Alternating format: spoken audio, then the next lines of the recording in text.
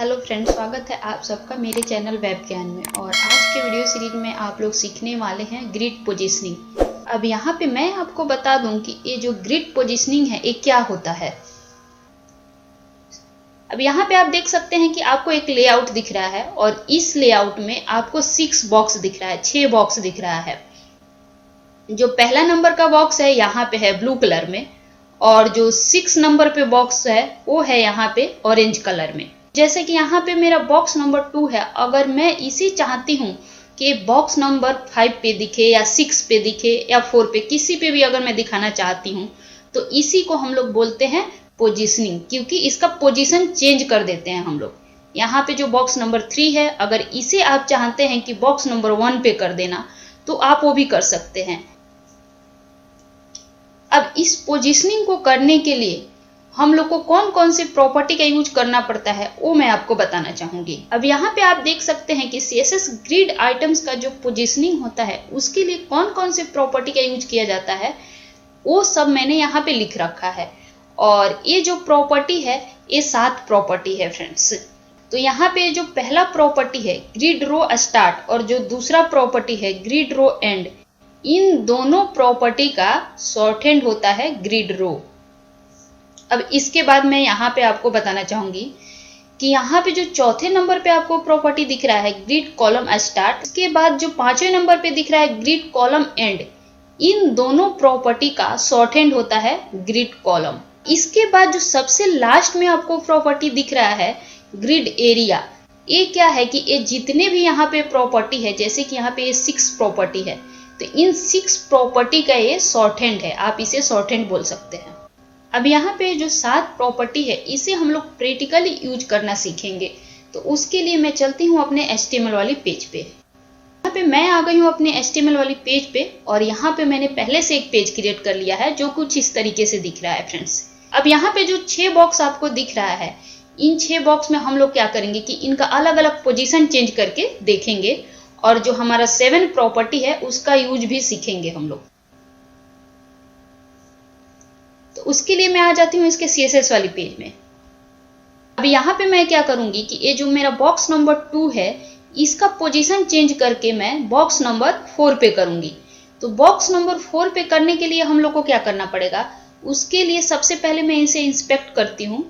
अब यहाँ पे मैंने इसे इंस्पेक्ट किया है, और इंस्पेक्ट करने के बाद मैं क्या करूंगी कि यहाँ पे फ्रेंड्स आके आप देखेंगे कि यहाँ पे लिखा हुआ है div क्लास मेन, और यहाँ पे लिखा हुआ है ग्रिड। इस ग्रिड पे आपको क्लिक कर देना है। मैंने यहाँ पे क्लिक कर दिया।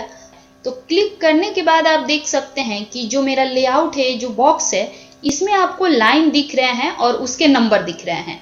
यहाँ पे आप देख सकते हैं 1 2 3 4, इस तरीके से आपको इसके रो और कॉलम दोनों के नंबर और लाइन दोनों दिख रहे हैं। अब यहाँ पे मैंने थोड़ा सा बड़ा किया है, तो यहाँ पे आप देख सकते हैं कि नीचे में भी आपको लाइन नंबर दिख रहा है और यहाँ पे टॉप पे भी आपको सबका लाइन नंबर दिख रहा है।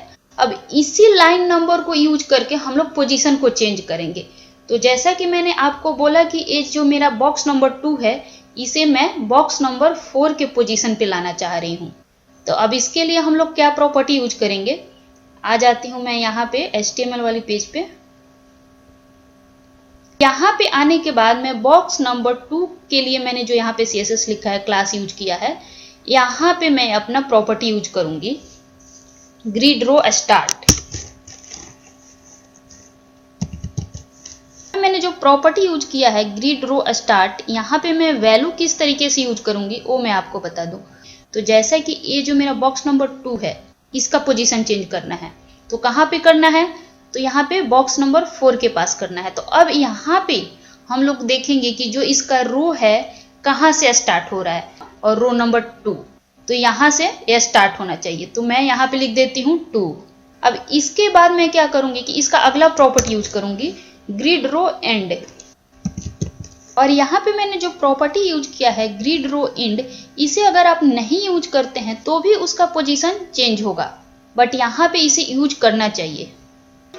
अब यहाँ पे जो ग्रिड रो एंड प्रॉपर्टी है इसका वैल्यू किस तरीके से हम लोग देंगे, तो अब इसमें क्या होगा कि इसमें हमें देखना है कि कौन से रो पे जाके एंड होगा जो हमारा बॉक्स है। तो यहाँ पे रो नंबर 1, रो नंबर 2 और रो नंबर 3 है। तो 3 पे क्या होगा कि जाके एंड होगा, तो यहाँ पे हम लोग लिखेंगे 3। अब इसी तरीके से इसका अगला प्रॉपर्टी मैं यूज करूंगी, ग्रिड कॉलम स्टार्ट। अब यहाँ पे मैंने जो अगला प्रॉपर्टी यूज किया है वो है ग्रिड कॉलम स्टार्ट, और इसमें वैल्यू किस तरीके से हम लोग यहाँ पे देंगे वो मैं आपको बता रही हूँ। इसके लिए हम लोग यहाँ पे क्या देखेंगे कि इसका कॉलम कहाँ से स्टार्ट हो रहा है, तो एक कॉलम नंबर 1 से ही यहाँ से स्टार्ट हो रहा है, यहाँ पे आप देख सकते हैं। तो यहाँ पे आपको देना होगा 1। अब यहाँ पे मैंने जो प्रॉपर्टी यूज किया है ग्रिड कॉलम एंड, इसमें वैल्यू किस तरीके से हम लोग देंगे, तो इसमें हम लोग को क्या देखना है कि जो मेरा कॉलम है वो कहाँ पे एंड होगा, जो मैं बॉक्स का पोजीशन चेंज कर रही हूँ।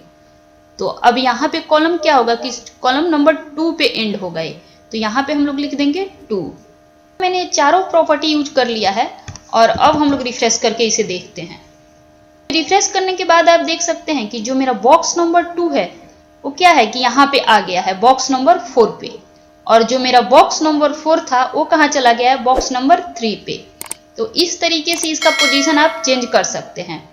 अब यहाँ पे मैं आपको बताना चाहूंगी फ्रेंड्स कि यहाँ पे मैंने 4 प्रॉपर्टी यूज किया है, तब जाके मेरे एक बॉक्स का पोजीशन चेंज हुआ है। बट अगर आप चाहते हैं कि नहीं इतना प्रॉपर्टी यूज नहीं करना है, तो आप क्या करेंगे कि यहाँ पे 2 प्रॉपर्टी का यूज करके आप इसका पोजीशन चेंज कर देंगे। अब वो 2 कौन कौन से प्रॉपर्टी यूज करेंगे हम लोग, तो उसमें हम लोग यूज करेंगे ग्रिड रो और ग्रिड कॉलम। तो सबसे पहले मैं ग्रिड रो का यूज कर रही हूँ यहाँ पे आके। अब यहाँ पे मैंने जो प्रॉपर्टी यूज किया है ग्रिड रो, ये क्या है कि ग्रिड रो स्टार्ट और ग्रिड रो एंड का शॉर्ट हैंड है, जैसा कि मैंने आपको पहले भी बताया है। तो इन दोनों प्रॉपर्टी का जो वैल्यू है इसमें क्या है कि एक साथ में यूज हो जाएगा। तो यहाँ पे सबसे पहले स्टार्ट का वैल्यू यूज करेंगे हम लोग, तो 2 और फिर स्लैश। तो यहाँ पे वैल्यू मैंने कुछ इस तरीके से यूज किया है, रो में 2 मैंने यहाँ पे लिखा है क्योंकि यहाँ पे स्टार्ट 2 पे हो रहा है और यहाँ पे एंड 3 पे हो रहा है, तो मैंने 3 को बाद में लिखा है। अब इसके बाद इसका दूसरा प्रॉपर्टी मैं यूज कर लेती हूँ ग्रिड कॉलम। और जो ग्रिड कॉलम प्रॉपर्टी है ये भी एक शॉर्ट हैंड प्रॉपर्टी है, तो इसमें भी इन दोनों का वैल्यू एक साथ में यूज करेंगे हम लोग। तो मैं यहाँ पे 1 दे देती हूँ और फिर स्लैश और फिर 2। इतना करने के बाद ये जो मैंने 4 प्रॉपर्टी यूज किए थे इनको मैं कर देती हूँ कमेंट। अब इसे रिफ्रेश करते हैं हम लोग। तो अभी रिफ्रेश करने के बाद फ्रेंड्स आप देख सकते हैं कि यहाँ पे आपको कोई भी चेंजेस नजर नहीं आ रहा है। तो इस तरीके से आप शॉर्ट हैंड का यूज करके आप इसका कोड शॉर्ट कर सकते हैं। जो कोड आप 4 लाइन लिख रहे थे उसे आप 2 लाइन में भी लिख के पोजीशन चेंज कर सकते हैं।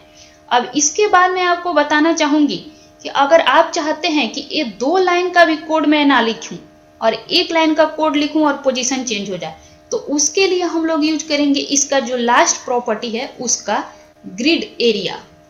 तो उसे यूज करके मैं आपको यहाँ पे दिखा रही हूँ। तो यहाँ पे मैं लिख लेती हूँ ग्रिड एरिया।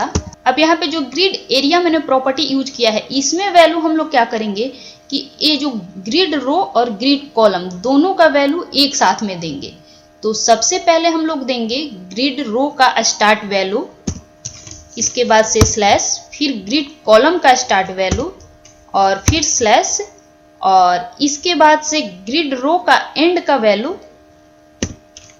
फिर स्लैश और फिर ग्रिड कॉलम एंड का वैल्यू। पे मैंने क्या किया है कि जो भी प्रॉपर्टी मैंने यूज किया है सबको मैंने कमेंट कर दिया है, और यहाँ पे मैंने सिर्फ एक प्रॉपर्टी यूज किया है ग्रिड एरिया, और इस ग्रिड एरिया के अंदर मैंने सबके वैल्यू यूज किए हैं। अब इसे रिफ्रेश करके हम लोग देखेंगे। तो अभी रिफ्रेश करने के बाद आप देख सकते हैं फ्रेंड्स कि कोई भी चेंजेस आपको नजर नहीं आ रहा है, जो पहले था वो अभी भी आपको दिख रहा है। इस तरीके से आप इसका शॉर्ट हैंड यूज करके भी इसका पोजीशन चेंज कर सकते हैं, और अगर आप चाहें कि सारे प्रॉपर्टी का यूज करना तो आप वो भी कर सकते हैं, दोनों कर सकते हैं। अब यहाँ पे मैं किसी दूसरे बॉक्स का पोजीशन चेंज करके आपको दिखा रही हूँ। जो मेरा बॉक्स नंबर 6 है इसको बॉक्स नंबर 1 के पोजीशन पे लाना है। तो बॉक्स नंबर 1 के पोजीशन पे लाना है तो इसका लाइन नंबर हमें देखना पड़ेगा कि किस रो से स्टार्ट हो रहा है और किस रो में एंड हो रहा है, और फिर किस कॉलम से स्टार्ट हो रहा है और किस कॉलम पे एंड हो रहा है। तो यहाँ पे हम लोग देख लेते हैं। तो ये रो नंबर 1 से स्टार्ट हो रहा है और रो नंबर 2 पे एंड हो रहा है। जो कॉलम है वो भी नंबर 1 पे स्टार्ट हो रहा है और नंबर 2 पे एंड हो रहा है। तो ये दोनों का सेम है, नंबर 1 और नंबर 2। अब आ जाते हैं हम लोग यहाँ पे CSS में। CSS में आने के बाद यहाँ से मैं इसे कट कर लेती हूँ, और कट करने के बाद जैसे कि मुझे बॉक्स नंबर 6 का पोजीशन चेंज करना है, तो अब यहाँ पे हम लोग CSS का यूज करेंगे।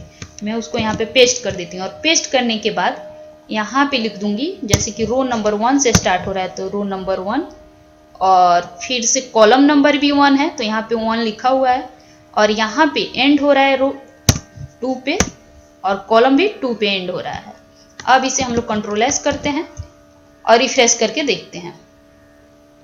अभी यहाँ पे रिफ्रेश करने के बाद आप देख सकते हैं फ्रेंड्स कि जो मेरा बॉक्स नंबर 6 है वो बॉक्स नंबर 1 के पोजीशन पे आ गया है। मैंने आपको बताया कि जो हमारा ग्रिड आइटम है इसका पोजीशनिंग आप किस तरीके से कर सकते हैं, और इसके लिए कौन कौन से प्रॉपर्टी का आपको यूज करना होगा। तो ये सारी चीजें मैंने आपको बताया। तो आज के लिए इतना ही, और मिलते हैं नेक्स्ट ट्यूटोरियल के साथ। आई होप सो कि आपको ये मेरा वीडियो पसंद आया होगा, और हाँ, जो लोग अभी तक मेरा चैनल सब्सक्राइब नहीं किए हैं जल्दी से जाके सब्सक्राइब कर लीजिए, ताकि आपको मेरे लेटेस्ट वीडियो का अपडेट मिलता रहे।